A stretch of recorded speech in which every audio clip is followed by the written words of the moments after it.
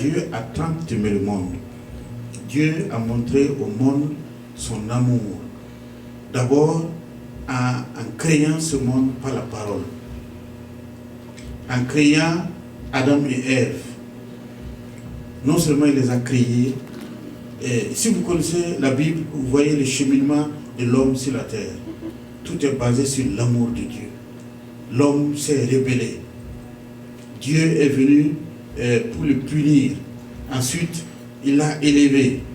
Et l'homme a continué de pécher. Et chaque fois qu'il a péché, Dieu, dans son infini amour, a eu pitié de lui. Et l'homme a passé le temps à se plonger encore plus dans le péché. Et Dieu a continué d'abonder dans la grâce. C'est le cheminement de l'homme sur la terre. C'est le cheminement de chacun de nous également sur la terre. Quand nous regardons, quand nous nous interrogeons sur nos vies, très souvent ce n'est pas différent. Parce que nous pouvons condamner Adam et Ève quand nous lisons l'histoire de la création dans la Bible. Nous pouvons condamner Jacob, Abraham, Isaac, Moïse lui-même, Josué. Mais quand nous comparons à nos vies, souvent ce qui nous arrive est moins difficile que ce que ces hommes et ces femmes ont vécu. Mais nous condamnons parce que ce n'est pas notre situation. Mais quand nous regardons, nous nous rendons compte que nous ne sommes pas différents. Parce que Dieu ne change pas, il continue d'être le Dieu d'amour. Mais il faut que nous puissions savoir ce que signifie l'amour de Dieu. Parce qu'il y a l'amour dans le monde et il y a l'amour de Dieu. Et nous ici, ce qui nous intéresse, c'est l'amour de Dieu. Dieu a tant aimé le monde. Pourquoi Dieu a-t-il fait tout cela? Parce que simplement, il a de l'amour pour nous. Et Dieu nous demande également d'avoir de l'amour pour les autres. Mais est-ce que nous pouvons faire comme ce que Dieu a fait? Je dis qu'il n'y a pas d'amour sans sacrifice. Est-ce que nous pouvons nous sacrifier pour Dieu? Est-ce que nous pouvons nous sacrifier pour nos frères? Souvent nous disons que nous aimons Dieu. Mais quand l'heure de l'épreuve arrive, automatiquement on a des doutes. On a des doutes. Alors Dieu ne veut pas que nous ayons des doutes. Dieu veut que nous ayons des certitudes. Et Dieu nous a donné des commandements. Et le plus grand commandement, vous le connaissez tous. Quel est ce commandement? Comment? Voilà. Il nous a dit d'abord d'aimer Dieu. De l'aimer lui-même, Dieu qui nous a créés. Aimer Dieu de tout son cœur, de toute sa force, de toute sa pensée, et d'aimer son prochain comme soi-même. Et Dieu a dit que c'est le plus grand des commandements. Est-ce que nous imaginons un peu ce que Dieu nous demande? De l'aimer. Même si Dieu ne nous a pas demandé, nous devrions l'aimer. Parce que quand quelqu'un que je ne connais même pas me fait du bien, je lui suis reconnaissant. Parce qu'il m'a fait du bien. Mais ce que Dieu nous a fait dépasse ce que l'homme peut faire. C'est un peu comme si quelqu'un fait un dessin ou bien un vase. S'il n'est pas content, qu'est-ce qu'il fait? Il le casse et il recommence. Mais Dieu ne nous casse même pas, alors qu'il a le droit de le faire. Mais parce que Dieu est bon, parce qu'il nous a laissé une liberté de choix. Très souvent, nous ne sommes pas reconnaissants, nous ne nous tournons pas vers lui. Et ce matin donc, nous allons parler de cet amour-là. Donc, ceux qui ont leur Bible, vous pouvez ouvrir dans le livre de Deutéronome, Deutéronome chapitre 6, verset 5. Deutéronome, c'est le premier livre de l'Ancien Testament. Parmi les 5 premiers livres, c'est le 5e. Deutéronome, chapitre 6, le verset 5.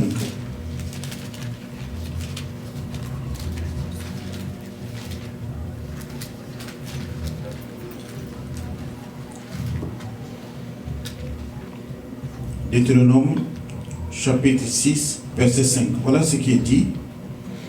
Tu aimeras l'Éternel ton Dieu de tout ton cœur, de toute ton âme et de toute ta force. Dieu nous demande de l'aimer.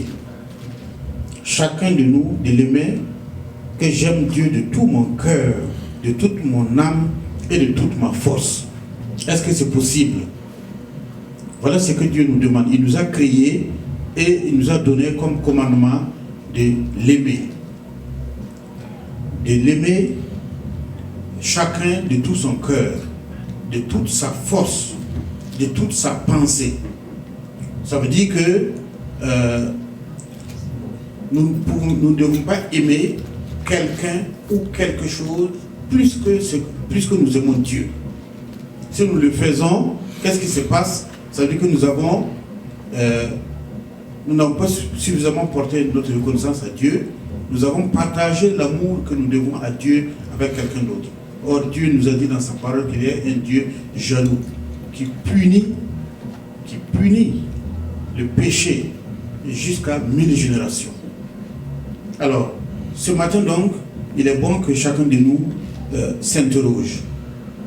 Dieu qui est mon créateur, Dieu qui a tant aimé le monde, il a envoyé son Fils pour me sauver. Il me demande de l'aimer de tout mon cœur, de toute ma force et de tout mon esprit. Est-ce que c'est possible? Ce matin, je vous dis que c'est possible. Mais il faut que nous sachions ce que c'est que l'amour. Et pour savoir ce que c'est que l'amour, nous allons ouvrir nos Bibles dans 1 Corinthiens 13, du verset 1 au verset 13. 1 Corinthiens 13, le livre de Corinthiens, c'est dans le Nouveau Testament.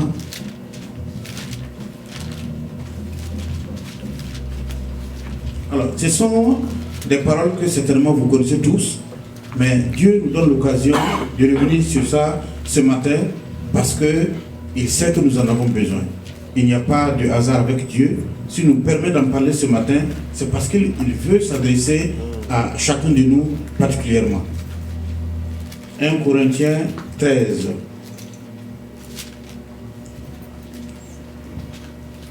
Alors, donc, je disais que ce matin, nous allons voir l'amour envers Dieu. Et pour savoir ce que c'est que l'amour envers Dieu, celui qui peut nous en parler le mieux, c'est la parole de Dieu. Et l'amour est défini dans la parole de Dieu, dans les versets que je vais lire. Voilà ce qui est dit. Quand je parlerai la langue des hommes et des anges, si je n'ai pas l'amour, je suis du bronze qui résonne, une cymbale. Je suis du bronze qui résonne ou une cymbale qui retentit. Bien sûr, vous savez qu'il y a plusieurs versions de la Bible, donc il y a des mots qui sont différents, que personne ne s'étonne. Et quand j'aurai le don de prophétie, la science de tous les mystères et toute la connaissance, quand j'aurai même toute la foi jusqu'à transporter des montagnes, si je n'ai pas l'amour, je ne suis rien. Et quand je distribuerai tous mes biens pour la nourriture des pauvres, quand je livrerai même mon corps peut être brûlé, si je n'ai pas l'amour, cela ne me sert de rien. L'amour est patient, l'amour est serviable, il n'est pas envieux, l'amour ne se vante pas, il ne s'enfle pas d'orgueil, il ne fait rien de malhonnête, il ne cherche pas son intérêt, il ne s'irrite pas, il ne mérite pas le mal, il ne se réjouit pas de l'injustice, mais il se réjouit de la vérité. Il pardonne tout, il croit tout, il espère tout, il supporte tout. L'amour ne succombe jamais. Que ce soit les prophéties, elles seront abolies. Les langues, elles cesseront. La connaissance, elle sera abolie. Car c'est partiellement que nous connaissons, c'est partiellement que nous prophétisons, mais quand ce qui est parfait sera venu, ce qui est partiel sera aboli. Lorsque j'étais enfant, je parlais comme un enfant, je pensais comme un enfant, je raisonnais comme un enfant. Je vais sauter jusqu'au verset 13. Maintenant, ces trois choses demeurent: la foi, l'espérance, l'amour. Mais la plus grande, c'est l'amour. Alléluia. Amen. Rien que ces passages-là sont suffisants, si nous pouvons les retenir. Dieu, quand Dieu nous demande de l'aimer, c'est de cet amour-là que Dieu parle. Et Dieu dit que l'amour est patient, l'amour est serviable, il n'est pas envieux, l'amour ne se vante pas, il ne s'enfle pas d'orgueil. Ça veut dire que quand nous exprimons notre amour pour Dieu, nous n'avons pas besoin que quelqu'un voie. Nous n'avons pas besoin d'être récompensés. C'est un devoir que nous avons vis-à-vis de Dieu. Il ne faut pas dire que voilà, maintenant j'ai suffisamment fait. Ou bien montrer aux uns et aux autres que voilà comment j'aime Dieu. Quelle que soit la façon dont nous exprimons notre amour, ce ne sera jamais suffisant. Donc chaque jour, il nous faut chercher des occasions pour montrer notre amour à Dieu. Dieu dit que l'amour est patient. Il faut donc que dans des situations d'impatience, chacun de nous puisse avoir de la patience. Et ça veut dire quoi? J'ai demandé quelque chose à Dieu, à mon Père. Mais Dieu qui me connaît sait quand est-ce j'en ai exactement besoin. Mais moi, comme je ne sais pas ce qui vient demain, je ne sais pas ce qui vient dans la seconde d'après, je peux rapidement être impatient et dire que, voilà, on dit que Dieu exauce, qu'il m'aime, mais en réalité, je me rends compte que ce n'est pas ça. Quand j'étais encore à Ouaga, j'étais dans une assemblée et il y a un serviteur de Dieu qui est venu prier pour nous. Il a demandé à chacun d'exprimer un vœu. Et beaucoup des fidèles de l'église, chacun a écrit son vœu et il a donné à l'homme de Dieu qui a commencé à prier. Alors, et il est parti avec le sujet de prière. Il a dit à chacun de s'attendre à recevoir ce qu'il a demandé.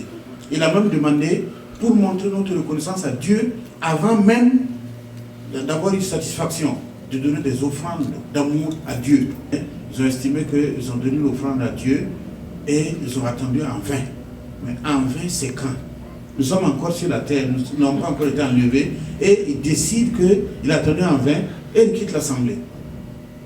Alors, quand nous parlons de patience, il s'agit de cela. Parce que tu peux recevoir la récompense de Dieu maintenant. Si Dieu n'était pas si bon, il peut te donner tout en sachant ce qui va t'arriver si tu l'as maintenant. Dieu nous connaît et il sait à quel moment nous en avons vraiment besoin. Et il faut attendre le temps de Dieu. Il faut être patient. Alors, l'amour est serviable. Dieu a dit dans sa parole qu'après avoir accompli ce que nous devons faire, de dire que nous sommes des serviteurs inutiles. Donc, à aucun moment, nous devons dire parce que j'ai fait ceci et cela, Dieu est en devoir de me faire ceci et cela. C'est un amour désintéressé. Ce n'est pas comme quand vous vous comportez en classe ou à l'université en espérant recevoir la compassion des professeurs. Il ne s'agit pas de cet amour-là. Il s'agit de l'amour véritable. L'amour n'est pas envieux, l'amour ne se vante pas, il ne s'enfle pas d'orgueil. C'est de cet amour-là. Ça veut dire que un amour vraiment de proximité, un amour d'humilité. Et c'est à travers notre humilité, notre comportement, à travers l'amour dont nos actes sont empreints, qu'on reconnaît en nous des hommes et des femmes qui aiment Dieu, comme Dieu demande de l'aimer. Et Dieu dit que l'amour ne fait rien de malhonnête. Et voilà tout le défi, le challenge de notre vie. L'amour ne fait rien de malhonnête. Alors, quand la Bible dit que l'amour ne fait rien de malhonnête, nous n'avons pas un censeur à côté de nous pour surveiller, pour nous dire attention, ce que tu fais est malhonnête. Mais Dieu nous a donné l'intelligence pour savoir, pour distinguer, pour discerner. C'est à nous de reconnaître que ce que nous faisons est malhonnête et puis y renoncer. Alors, il ne cherche pas son intérêt. Et voilà également un autre défi pour les hommes et les femmes que nous sommes. Alors, vous savez que notre pays a vécu la révolution et on a appris une phrase qui dit qu'on ne mobilise quelqu'un que c'est la base de ses intérêts. Oui, ça, ce n'est pas de l'amour. Notre intérêt, c'est l'amour envers Dieu. Et nous, on nous mobilise sur cette base-là. C'est la base de l'amour envers Dieu et non pas sur la base de nos intérêts. Parce que notre intérêt, c'est être des servantes et des serviteurs de Dieu. Il ne se réjouit pas de l'injustice, il se réjouit de la vérité. Alors, il y a un exemple que j'ai déjà donné dans une assemblée. Vous savez que tous ceux qui connaissent Ouagadougou, la circulation est très difficile. Vous avez des gens qui brûlent des stops et qui créent des problèmes à la circulation. Mais imaginez que vous êtes en train de circuler à Ouagadougou Quelqu'un vient vous dépasser pendant que vous êtes arrêté au stop. Il a failli même vous cogner. Et il continue. Et 3 km plus loin, vous trouvez qu'il avait un accident. Je vous demande quelle serait la réaction de celui qui l'a dépassé. Dites-moi la vérité.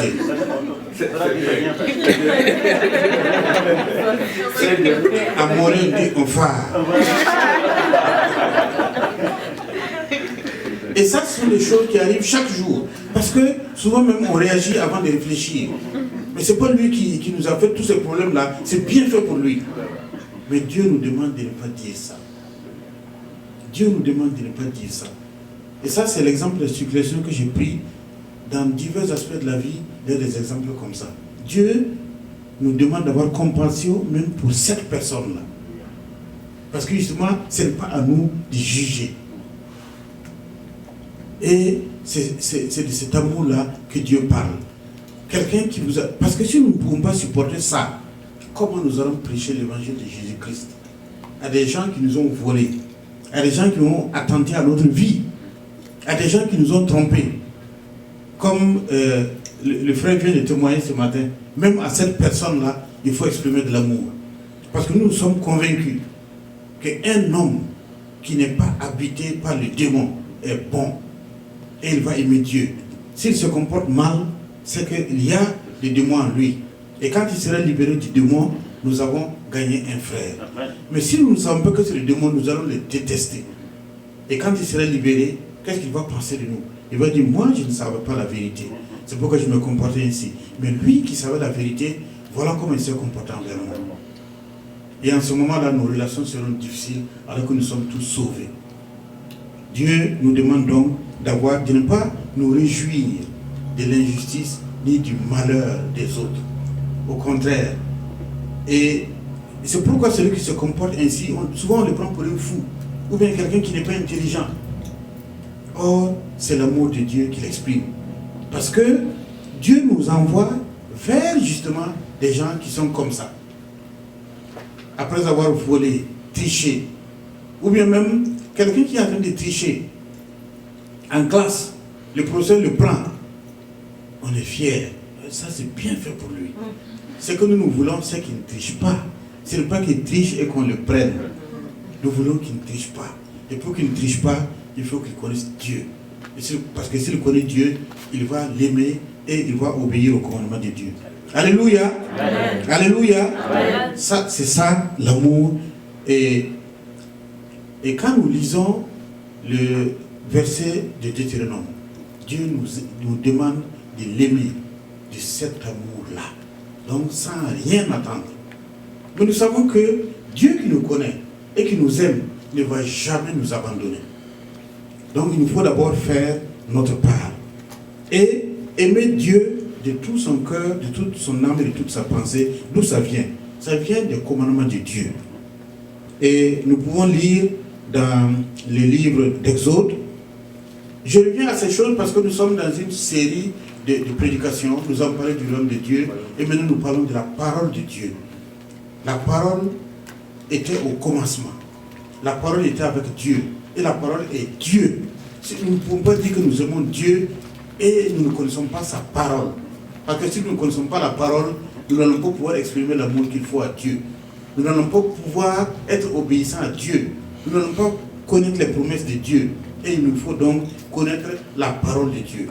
Il y en a qui connaissent la parole de Dieu par cœur. Je ne demande pas à quelqu'un d'apprendre par cœur. Mais ils se sont tellement identifiés à la parole. Et quand vous citez un verset, ils savent là où ça se trouve. Parce qu'ils ont fouillé les Écritures. Ils ont lu chaque jour et médité, comme c'est dit dans le livre de Josué, avant de dormir, en se levant le matin. Et en le faisant chaque jour dans leur vie, ils se sont identifiés, ils connaissent la parole. Ils savent ce qu'il faut faire et ce qu'il ne faut pas faire. Donc, Exode 20.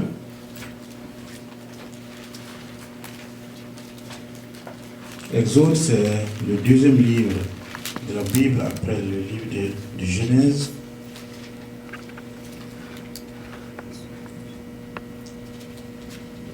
Alors, quand Dieu nous dit de l'aimer de tout notre cœur, il nous l'a dit dans ses commandements. Et des commandements qui, je pense, ne sont pas difficiles. Voilà ce qui est dit. Alors Dieu prononça toutes ces paroles en disant, je suis l'Éternel ton Dieu qui t'a fait sortir du pays d'Égypte, de la maison de servitude. Tu n'auras pas d'autre Dieu devant ma face. Dieu nous dit de ne pas avoir d'autre Dieu devant sa face. Tu ne te feras pas de statue, ni de représentation quelconque de ce qui est en haut dans le ciel, de ce qui est en bas sur la terre, et de ce qui est dans les eaux plus bas que la terre. Tu ne te prosterneras pas devant elles, et tu ne leur rendras pas de culte. Car moi, l'Éternel ton Dieu, je suis un Dieu jaloux, qui punit la faute des pères sur les fils, jusqu'à la 3e et à la 4e génération de ceux qui me haïssent, et qui usent de bienveillance jusqu'à 1000 générations envers ceux qui m'aiment et qui gardent mes commandements. Alléluia. Alors, qu'est-ce à dire quand nous lisons ces versets-là? Quand Dieu, je dis bien Exode 20, c'est à partir du premier chapitre, et du premier verset. Alors, Dieu ne veut pas que nous partageons l'amour pour lui avec autre chose. Et c'est un passage très important dans notre relation avec Dieu. Alors, il y a quelqu'un qui a donné cette image-là, la façon dont nous aimons Dieu. Ça veut dire que ici, la plupart des gens sont bien sûr en location, parce que pour avoir une maison, c'est très difficile. Une maison, pour acheter une maison, n'est-ce pas? Ou bien il y en a qui vont acheter des maisons. Quelqu'un a acheté une maison? Pas la grâce de Dieu. Ça va venir. Mais pour le moment, beaucoup sont en location. Imaginez que vous allez louer une maison et que le propriétaire dise que je te loue toute la maison, mais il y a une pointe au salon que je vais me réserver pour accrocher chaque fois mon chapeau. Est-ce que vous serez d'accord? Non, si quelqu'un est d'accord qu'il dise, ça veut dire que le propriétaire a le droit de venir chaque fois accrocher son chapeau quand il veut. Donc, personne ne sera d'accord avec ça.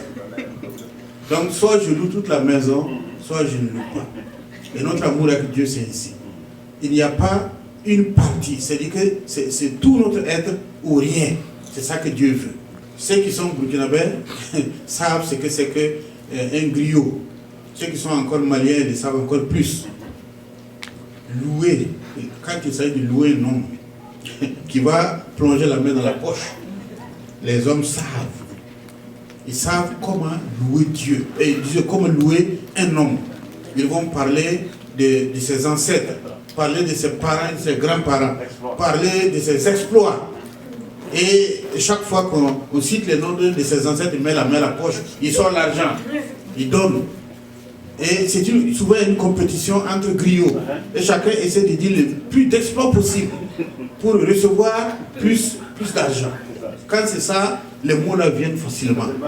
Mais quand il s'agit de louer Dieu, en ce moment-là, est-ce qu'il n'est pas loin? Est-ce qu'il ne m'a pas oublié? Mais il nous faut dire les louanges de Dieu, l'adorer et le louer. Nous l'avons fait ce matin et c'est bon que chacun puisse le faire également. Je ne sais pas si j'ai raconté ici l'histoire de celui qui, je fais une parenthèse pour parler de louanges. C'est un cordonnier qui répare les chaussures. Il est assis sous un grand immeuble et il répare les chaussures, il prend 100 francs, 50 francs, 25 francs. Mais la particularité, c'est qu'il passe le temps à louer Dieu, à chanter. Alors, le patron de cette entreprise-là qui le voit chaque matin se dit, mais ce type semble heureux, mais je peux le rendre encore plus heureux. Comme il n'a rien, il l'appelle dans son bureau, il lui donne 50 000 francs. Alors, le monsieur prend les 50 000 francs, il va dans sa maison, il jare, donc il met les 50 000 francs, un canari, il met au fond du canari, et il remplit ça avec beaucoup d'habits. Et il retourne à son boulot, à sa place. Mais il ne chante plus. Il n'arrive plus à chanter parce qu'il pense toujours aux 50 000. Est-ce qu'un voleur ne va pas prendre ça? Un jour, 2 jours, une semaine, 2 semaines. Vous savez ce qu'il a fait? Il allait enlever les habits, il a pris les 50 000, il allait voir le monsieur là. Il dit vraiment, je sais que tu m'aimes bien, mais il faut reprendre les 50 000. Ça l'inquiète, il était dans l'inquiétude. Il pense au vol, il n'a jamais pensé à un voleur. Parce qu'il n'a rien. Il passe le temps à penser au voleur. Il dit vraiment, il faut prendre les 50 000. Le monsieur a repris. Il a continué de chanter parce qu'il n'a rien à perdre. Il a continué de chanter, à louer son Dieu. voyez, il y a également une association qui s'appelle les militaires et paramilitaires chrétiens. Celui qui est le président pour l'Afrique, c'est un Nigérian. Il nous a raconté comment il a été converti. Dans l'armée, il y a des coiffeurs, des militaires qui sont là, leur boulot se coiffer les autres. Donc, ce chef militaire-là, il va, il trouve le coiffeur pour se coiffer. Donc, le coiffeur était en train de chanter les louanges de Dieu en le coiffant. Il a dit au chauffeur et au coiffeur, écoute là, cesse tes chants et coiffe-moi. Alors, il a cessé de chanter, mais il a commencé à pleurer en coiffant.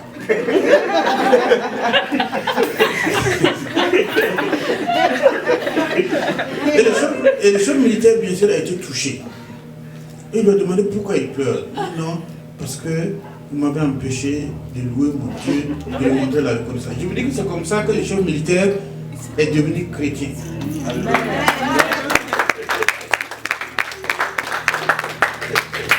Alors, ces deux personnes que j'ai citées là, ce sont des gens qui, quand on prend le monde, ce sont des gens de rien du tout, mais qui appartiennent au grand Dieu. Mais souvenez-vous également que quand Jésus est venu, il est parti vers des gens qui sont humbles et il les a élevés. Celui qui est déjà élevé très souvent pense à ses biens, mais celui qui n'a rien pense à Dieu. Et ce qui est bon pour nous, c'est d'être élevé, de continuer de penser à Dieu.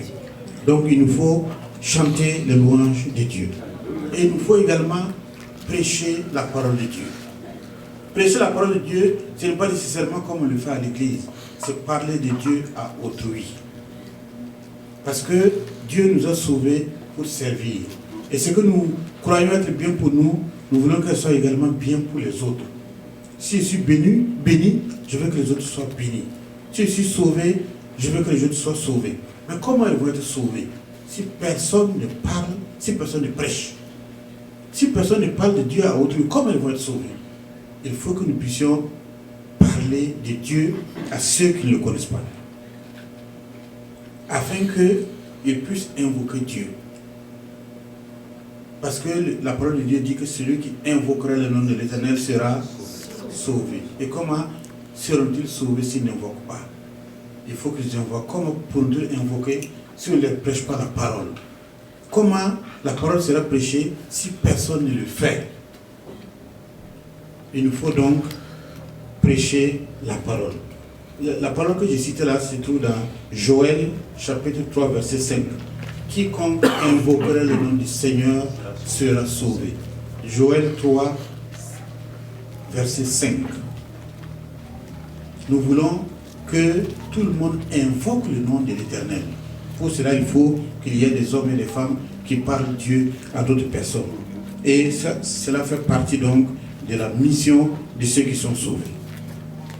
Après cela, Dieu nous demande, comme il nous demande de l'aimer, il nous demande également d'aimer nos frères, d'aimer notre prochain. Il ne faut pas dire que tu aimes Dieu que tu ne vois pas et détester ton frère que tu vois. Mais qui est mon frère? Qui est mon frère? Ça c'est... vous pouvez lire dans 1 Jean chapitre 4 verset 20. J'aimerais que quelqu'un le lise pour que je ne cherche pas longtemps. 1 Jean 4 verset 20.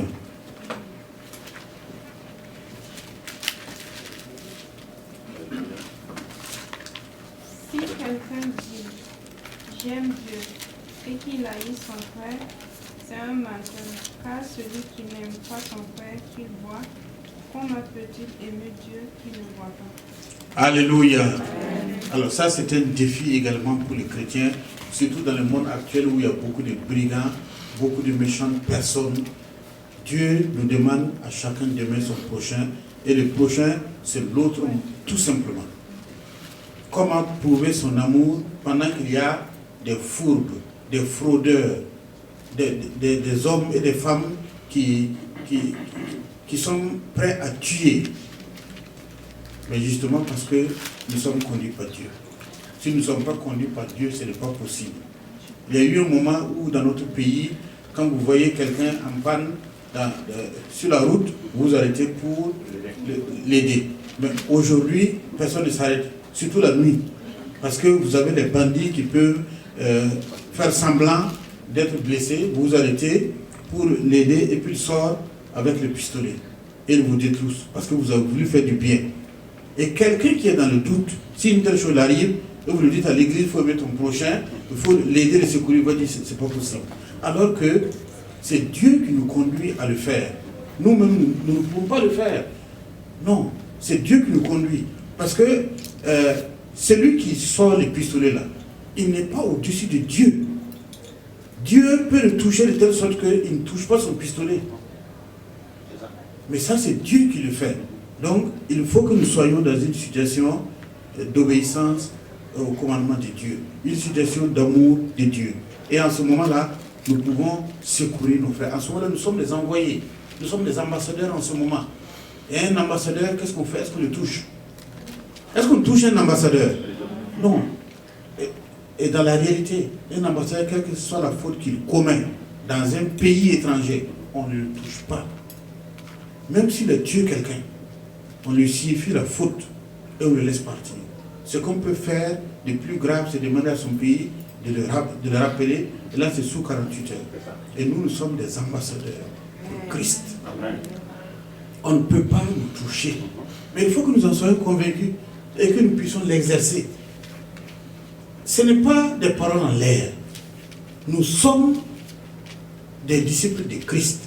Nous sommes ambassadeurs pour Christ. Et il nous faut donc aimer nos frères. Et vous pouvez noter dans le livre de Luc 10,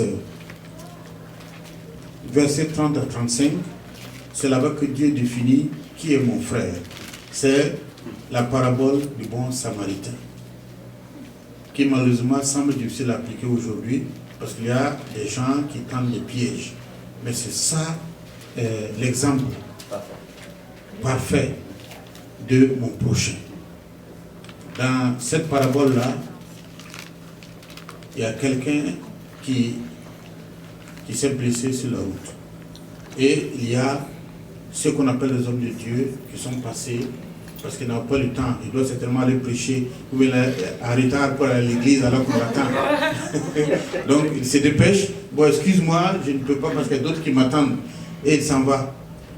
Alors il y a des hommes d'affaires qui vont passer.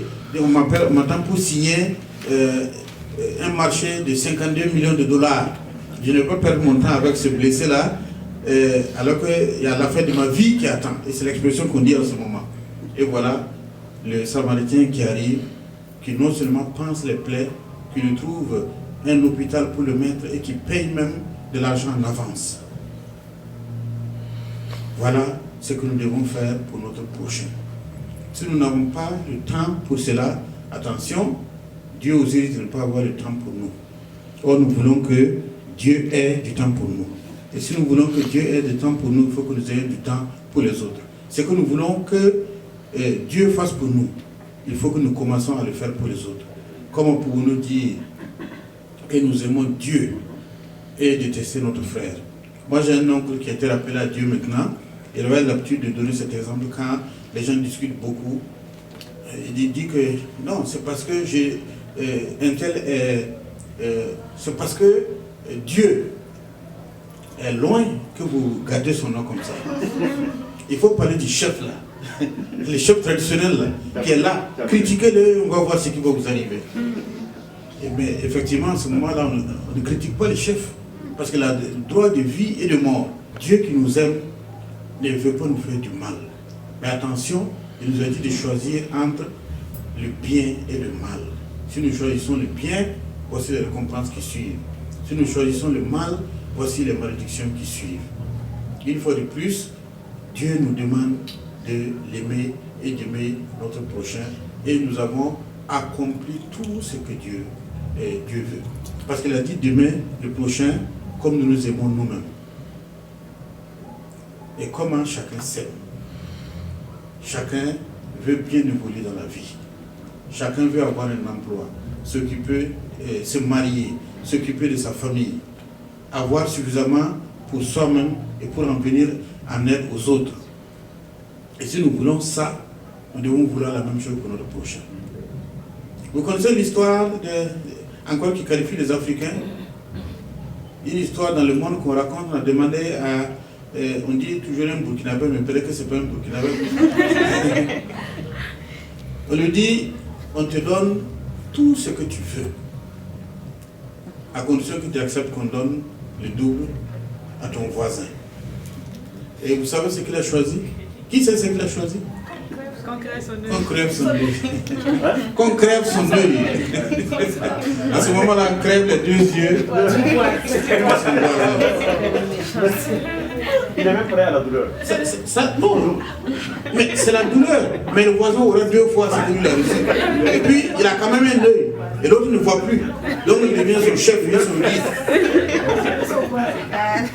C'est malheureusement comme ça la réalité.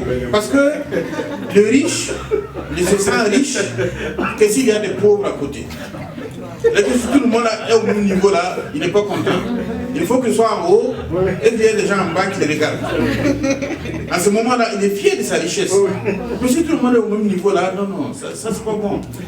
Et il faut que lui, il donne. Qu'il y ait des gens qui n'en ont pas pour que lui donne. Mais si on dit que chacun en a et qu'on n'a pas besoin de faire le monde, mais ça gêne.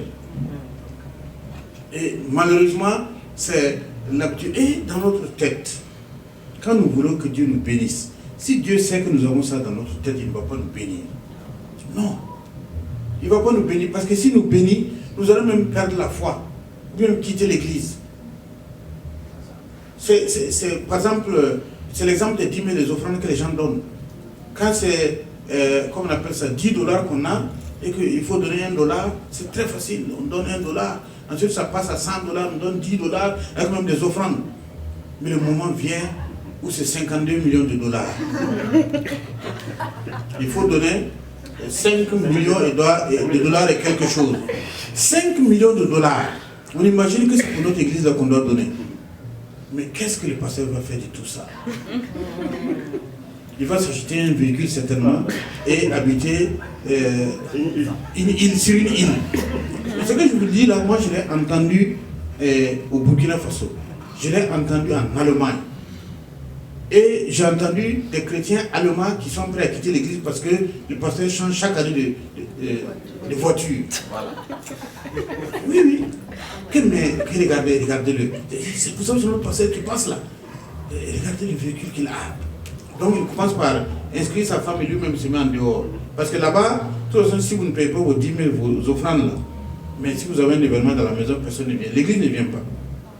Donc, il faut que vous inscrivez et que vous payez comme ça. Si vous avez des sacrements, l'église s'investit. Si y a un décès, l'église s'investit. Vous amenez le corps à l'église. Mais si vous ne payez pas, tout ça ne se fait pas. Donc, les gens payent. Et comme ils sont riches, l'église reçoit beaucoup d'argent. Ils commencent maintenant à se poser des questions. Qu'est-ce que le pasteur fait de tout ça? Est-ce qu'il ne détourne pas notre argent? Et automatiquement, on commence à reculer. Vous voyez, parce que les sommes sont importantes. Oh, nous voulons être bénis, nous voulons que les sommes soient importantes. Mais parce que c'est l'autre là qui bénéficie, nous ne sommes pas d'accord. Mais vous voulez que l'argent là aille où? On veut donner à condition qu'il n'utilise pas. Or, Dieu nous demande de donner avec joie et de laisser le reste là à lui. Si le pasteur se trompe là, Dieu va le sanctionner. Nous ne voulons même pas qu'il se trompe. Mais ce qui est sûr, c'est entre lui et Dieu. Mais nous voulons toujours que notre frère là soit en bas de nous. Et ça, c'est quelque chose qui est fixé dans l'esprit. Et celui qui a ça doit demander à Dieu de l'aider à enlever ça de sa pensée. Si moi j'ai ce qu'il me faut, mais mon voisin a 50 fois ce que j'ai là, en quoi ça me gêne? Non, j'ai ce qu'il me faut. Moi j'ai demandé ça à Dieu, il me donne. Je peux me déplacer, je dors dans une maison, je peux manger à ma faim. Mais mon voisin a 4 fois ça. Mais en quoi ça me gêne? Réfléchissez à tout ça parce que ça nous arrive de temps en temps et il nous faut aimer notre prochain. Vouloir qu'il soit béni. Si un jour il est béni plus que nous, c'est Dieu qui l'a voulu ainsi et nous rendons grâce à Dieu. Si je suis dans une classe et que j'ai la moyenne qu'il me faut pour passer, mais quelqu'un qui est le premier de la classe avec une moyenne qui dépasse la mienne, mais où est le problème? Où est le problème? Je ne veux pas jalouser parce qu'il est le premier de la classe et qu'il reçoit des honneurs. Moi, ce que je cherche à avoir, bien sûr, je cherche à être premier, à avoir la meilleure moyenne. Mais Dieu a permis d'avoir la moyenne qu'il faut. Voilà, c'est la moyenne qu'il faut pour avoir mon diplôme. Donc, je me réjouis de ce que ce type-là est le premier. Attendons de voir pour l'emploi. Peut-être que je vais travailler mieux que lui parce que je connais le Seigneur. Et c'est ça qui est l'essentiel. Dieu m'a donné de laisser passer pour accéder à l'emploi. Que Dieu nous bénisse afin que nous ne soyons pas jaloux, que nous ne soyons pas envieux, que nous puissions aimer Dieu, que chacun aime son prochain comme lui-même. Et Dieu va nous bénir. Que toute la gloire lui revienne au nom de Jésus-Christ. Amen.